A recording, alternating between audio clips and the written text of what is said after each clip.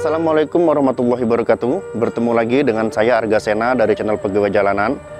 Kali ini kita akan kembali ke masa tahun 1955, yaitu kita akan bercerita tentang pemilihan umum atau pemilu pertama di Republik Indonesia. Saat itu ada yang mengatakan bahwa pemilu 1955 itu adalah pemilu yang sangat demokratis. Karena apa?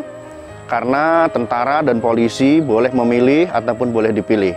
Nah, ternyata pada tahun 1955, Partai Komunis Indonesia pada saat itu menempati urutan keempat dari hasil perolehan suara terbanyak kala itu. Pada urutan pertama, partai yang memperoleh suara terbanyak yaitu PNI, kedua disusul oleh Masyumi, ketiga Partai Nahdlatul Ulama, dan yang keempat adalah Partai Komunis Indonesia. Sebelum gerakan G30S pada tahun 1965 terjadi, Partai Komunis Indonesia itu ternyata banyak mendapatkan dukungan. Pada tahun 1955, ternyata Partai Komunis Indonesia mendapatkan suara sekitar 6,1 juta jiwa. Dan ternyata 30% dari tentara itu memilih PKI. Bagaimanakah hal tersebut bisa terjadi? Karena sudah biasa kita dengar bahwa PKI menggunakan isu kemiskinan sebagai senjata utamanya dalam berkampanye. Dan ternyata pada masa itu, tentara maupun polisi gajinya masih sangat kecil, sehingga masih hidup dalam kesusahan karena baru beberapa tahun memperoleh kemerdekaan. Bagaimanakah ceritanya? Langsung saja kalian simak video yang sudah kami sajikan untuk teman-teman semuanya. Tapi sebelum lanjut nonton video ini, jika kalian suka dengan channel Pegawai Jalanan, ada baiknya kalian support kami dengan cara subscribe, berikan komentar terbaik Anda, berikan like, dan share ke teman-teman Anda yang lain. Tapi jika kalian tidak suka dengan channel Pegawai Jalanan, silahkan abaikan saja, pergi jauh-jauh. Selamat menonton.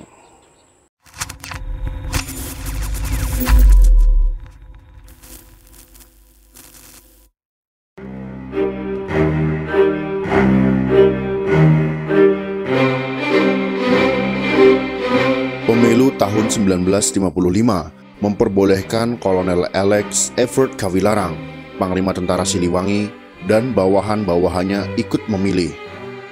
Meski pangkatnya tergolong tinggi, Alex Kawilarang rela dan tidak masalah ketika harus mengantri di belakang prajurit-prajurit yang pangkatnya jauh lebih rendah.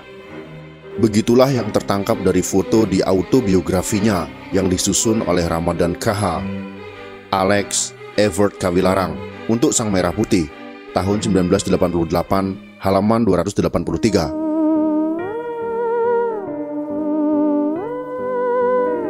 Letnan II Raden Muhammad Yogi Swardi Memet, yang belakangan pernah menjadi Menteri Dalam Negeri di zaman Orde Baru, ada di belakang Alex Kawilarang.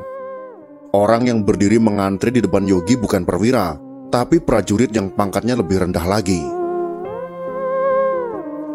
Kisah itu bukan satu-satunya cerita soal Tentara Nasional Indonesia yang memilih dalam pemilu tahun 1955. Mengawal legendaris Presiden Soekarno, yaitu Mangil Martowijoyo, dalam kesaksian tentang Bung Karno 1945 sampai dengan 1967, tahun 1999, halaman 191, menyebut, polisi negara juga ikut serta dalam pemilu tahun 1955. Tak hanya para anggota TNI, polisi juga boleh mencoblos dalam pemilu. Di antara mereka pun ada yang mendirikan partai politik. Terdapat Persatuan Pegawai Polisi Republik Indonesia atau P3RI yang jadi peserta pemilu pada tahun 1955. Beberapa kolonel seperti Abdul Haris Nasution, Gatot Subroto, dan Aziz Saleh mendirikan suatu partai bernama Ikatan Pendukung Kemerdekaan Indonesia atau IPKI. Dari partai inilah sejarah pemuda Pancasila bermula. Banyak tentara yang oleh karena latar belakangnya, keyakinan pribadinya, atau pengaruh lingkungan dan tradisi keluarga memilih partai-partai tertentu. Tulis Daud Sinjal dan kawan-kawan dalam laporan kepada bangsa tahun 1996 halaman 195.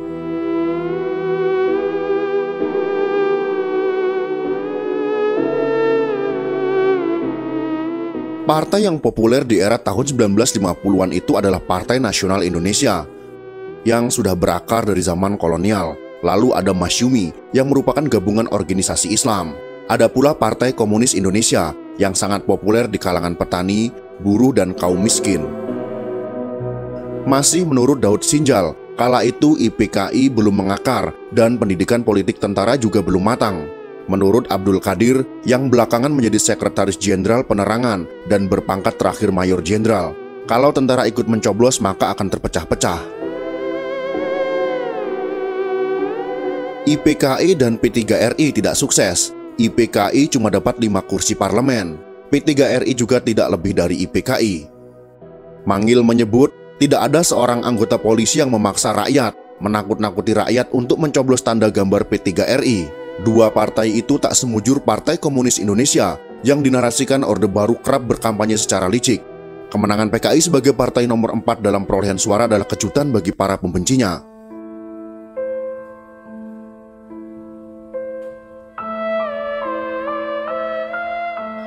Pada tahun 1955, 30% tentara memilih PKI.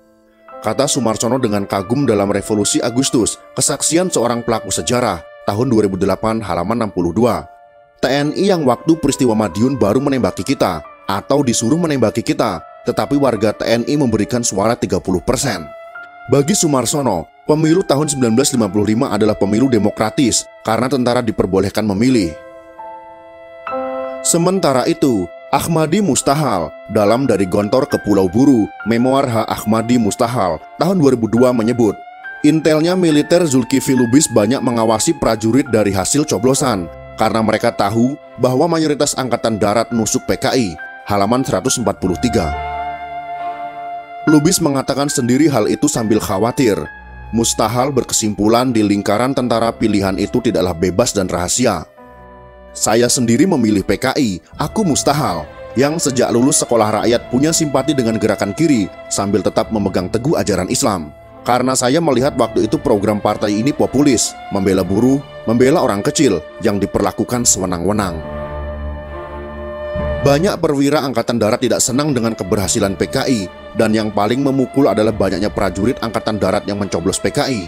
Ada seorang komandan resimen yang malu setengah mati kepada atasan ketika hasil pemilihan menyebutkan bahwa mayoritas prajurit di bekas batalon yang pernah dipimpinnya memilih PKI. Pernah terlintas di kepala perwira tertentu yang anti komunis untuk menyerang kantor PKI, seperti dicatat Daud Sinjal tahun 1996. Ahmad Nasuhi, perwira Siliwangi yang dikenal anti komunis, pernah mengajak Kapten Abdul Qadir Besar untuk menggranat kantor CC PKI. Abdul Qadir tak suka ide itu, meski dia juga tak suka komunis. Namun penggranatan tetap terjadi pada bulan Juli tahun 1957, halaman 196.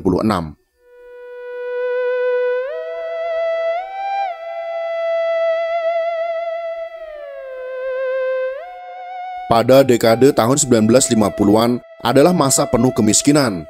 Jangankan kaum kuli, para abdi negara berpangkat rendah pun hidup dalam kemelaratan.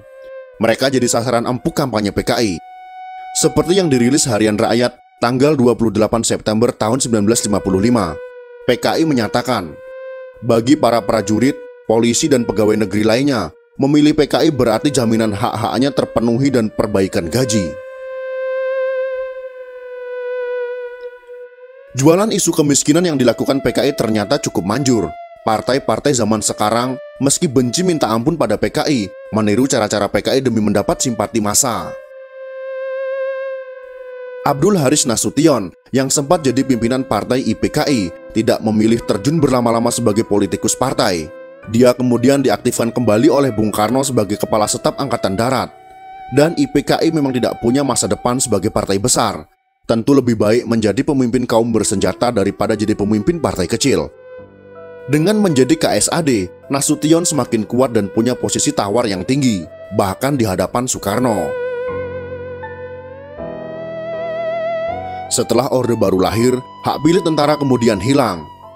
Pasal 11 Undang-Undang Nomor 15 Tahun 1969 menyebut, anggota Angkatan Bersenjata Republik Indonesia tidak menggunakan hak memilih. Pasal 14 Undang-Undang tersebut juga menyebutkan, anggota Angkatan Bersenjata Republik Indonesia tidak menggunakan hak dipilih. Dalam konsep Orde Baru, tentara dicanangkan untuk berdiri di atas semua golongan.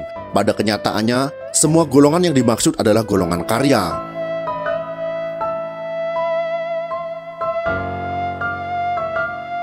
Itulah sekelumit kisah tentang sejarah pemilu 1955. tentara punya hak pilih dan ternyata banyak mencoblos Partai Komunis Indonesia. Semoga informasi ini bisa memberikan sedikit wawasan sejarah kepada kita semua, dan semoga video ini bermanfaat.